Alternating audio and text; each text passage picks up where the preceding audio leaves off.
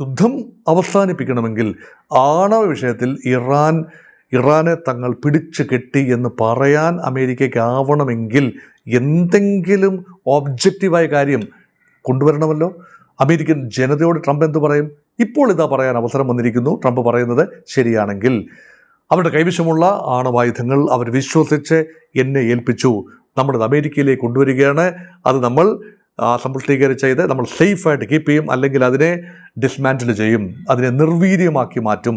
വിദേശകാര്യ വിദഗ്ധൻ ഡോക്ടർ മോഹൻ വർഗീസ് ഒപ്പം ചേരുകയാണ്. ഡോക്ടർ മോഹൻ വർഗീസ്, ഇറാനുമായുള്ള ആണവ തർക്കത്തിൽ വലിയൊരു ഒത്തുതീർപ്പിന് സാധ്യത തെളിയുന്നതായി അമേരിക്കൻ പ്രസിഡന്റ് ഡൊണാൾഡ് ട്രംപ് കഴിഞ്ഞ ദിവസം പ്രഖ്യാപിച്ചിട്ടുണ്ട്. 2 മാസം മുൻപ് വരെ വിസമ്മതിച്ചിരുന്ന പല കാര്യങ്ങളിലും വിട്ടുവീഴ്ച ചെയ്യാൻ ടെഹ്റാൻ ഇപ്പോൾ തയ്യാറായി എന്നാണ് അദ്ദേഹം അവകാശപ്പെട്ടിരിക്കുന്നത്.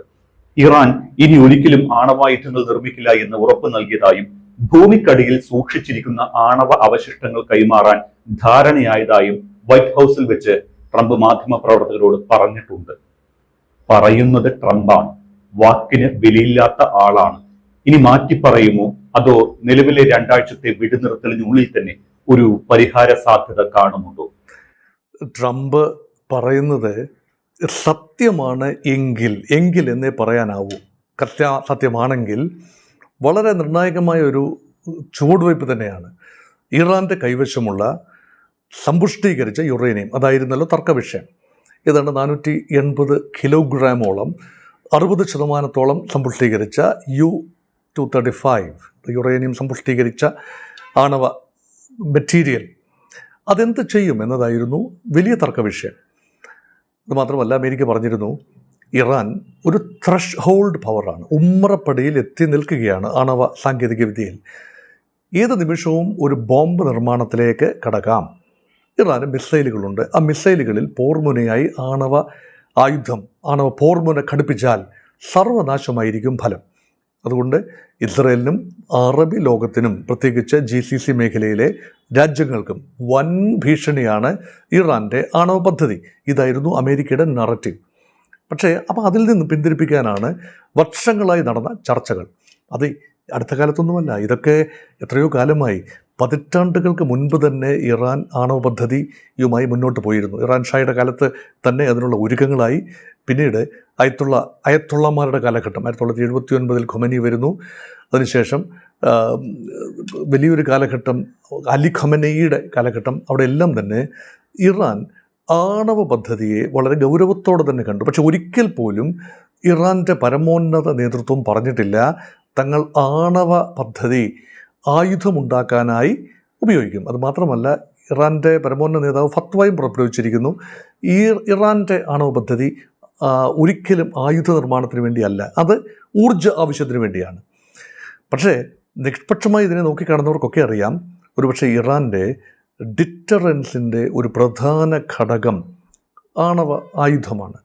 അത് ആത്യന്തികമായി നിർമ്മിക്കാനുള്ള ഓപ്ഷൻ ഇട്ടുകൊണ്ട് ഇപ്പോൾ വേണ്ടായിരിക്കാം, അത് ഇറാൻ്റെ നയമല്ല. പക്ഷേ നാളുകളിൽ ആണവായുധങ്ങളില്ലാതെ ഇറാൻ പിടിച്ചു നിൽക്കാനാവില്ല. മറ്റ് രാജ്യങ്ങൾ ആക്രമണം നടത്തുന്നത് തടയാൻ, ഇപ്പോൾ തന്നെ ആക്രമണം നടത്തുന്നത് തടയാൻ ഇറാൻ ഒരു ആണവ രാജ്യമായിരുന്നു എങ്കിൽ ഇറാനെതിരെയുള്ള ആക്രമണങ്ങൾ നടത്തുന്നതിന് മുൻപ് അമേരിക്കയും ഇസ്രയേലും പലവട്ടം ആലോചിക്കുമായിരുന്നു. അതുകൊണ്ടാണ് വളരെ ട്രിക്കി ഒരു സിറ്റുവേഷനാണ്. It's a de facto nuclear power without complete nuclear capability. അതായത് ന്യൂക്ലിയർ പവറാണ്, പക്ഷേ 100% ഒരു ഡിക്ലെയർഡ് സ്റ്റേറ്റസ് ഇല്ല.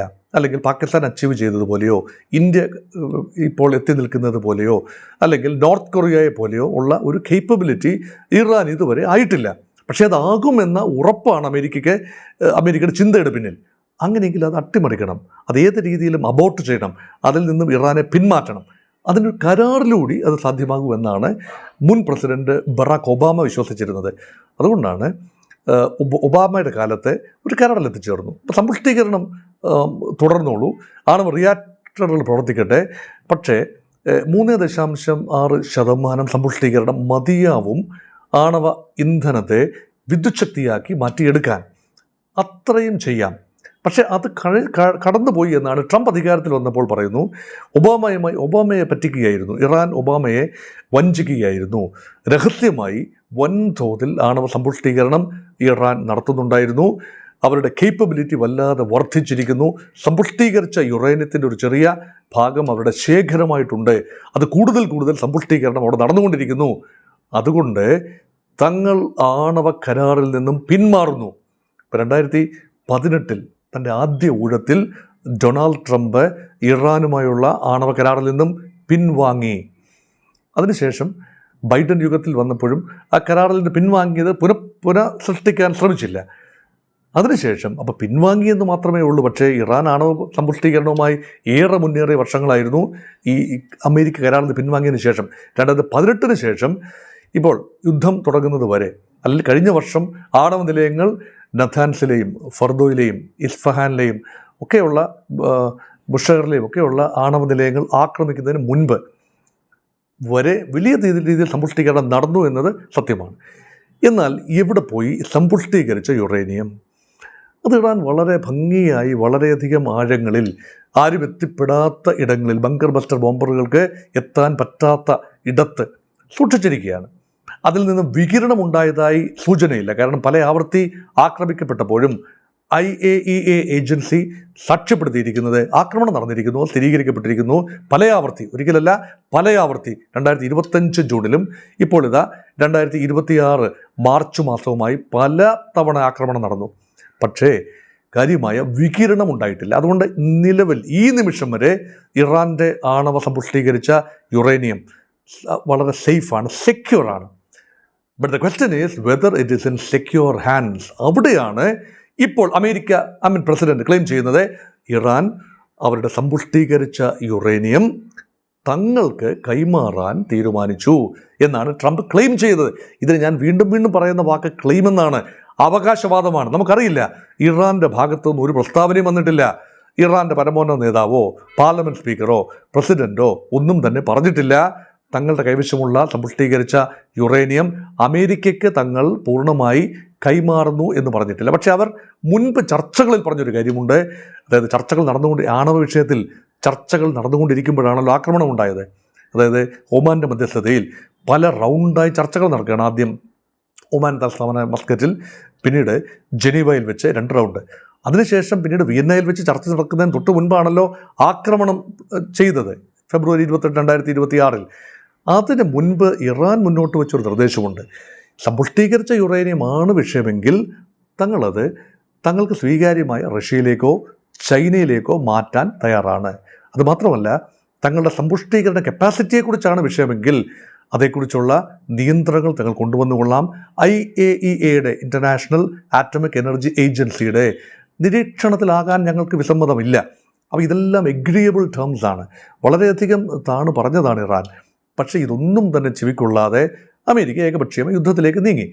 അപ്പോൾ പിന്നെ യുദ്ധം അവസാനിപ്പിക്കണമെങ്കിൽ ആണവ വിഷയത്തിൽ ഇറാനെ തങ്ങൾ പിടിച്ചു കെട്ടി എന്ന് പറയാൻ അമേരിക്കയ്ക്കാവണമെങ്കിൽ എന്തെങ്കിലും ഒബ്ജക്റ്റീവായ കാര്യം കൊണ്ടുവരണമല്ലോ. അമേരിക്കൻ ജനതയോട് ട്രംപ് എന്ത് പറയും? ഇപ്പോൾ ഇതാ പറയാൻ അവസരം വന്നിരിക്കുന്നു. ട്രംപ് പറയുന്നത് ശരിയാണെങ്കിൽ അവരുടെ കൈവശമുള്ള ആണവായുധങ്ങൾ അവർ വിശ്വസിച്ച് എന്നെ ഏൽപ്പിച്ചു, നമ്മളത് അമേരിക്കയിലേക്ക് കൊണ്ടുവരികയാണ്, അത് നമ്മൾ സമ്പുഷ്ടീകരിച്ച ഇത് നമ്മൾ സേഫായിട്ട് കീപ്പ് ചെയ്യും, അല്ലെങ്കിൽ അതിനെ ഡിസ്മാൻറ്റിൽ ചെയ്യും, അതിനെ നിർവീര്യമാക്കി മാറ്റും. അങ്ങനെ ആ പ്രദേശത്തിൽ വരാൻ സാധ്യതയുള്ള വൻപൻ ത്രട്ടിൽ നിന്നും ആ മേഖലയെ ആകമാനം താനിതാ രക്ഷിച്ചു എന്ന് അമേരിക്കയ്ക്ക് പറയാനുള്ള അവസരം വരികയാണ്. ഇതൊക്കെ നേരത്തെ തന്നെ ചെയ്യാൻ ഇറാൻ തയ്യാറായിരുന്നു. ഇറാൻ പറയുന്ന അമേരിക്ക കൊടുക്കുമെന്നല്ല, നിഷ്പക്ഷ രാജ്യത്തിന് കൊടുക്കുമെന്ന് പറയുന്നു, അല്ലെങ്കിൽ തങ്ങൾക്ക് സ്വീകാര്യമായ മറ്റൊരു രാജ്യത്തിലേക്ക് നീക്കാമെന്ന് പറയുന്നു. അപ്പോൾ ഇതൊന്നും തീരെ പുതിയ കാര്യമല്ല. ഇപ്പോൾ എത്തിച്ചേർന്നു എന്നൊക്കെ പറയുന്ന ധാരണകൾ മുൻപ് തന്നെ ഈ ധാരണയ്ക്കൊക്കെ ഇറാൻ തയ്യാറായിരുന്നു. പിന്നെ എന്തിനായിരുന്നു ആക്രമണം എന്ന ചോദ്യം ഒരിക്കൽ കൂടി പ്രസക്തമാകുന്നത് അതുകൊണ്ടാണ്.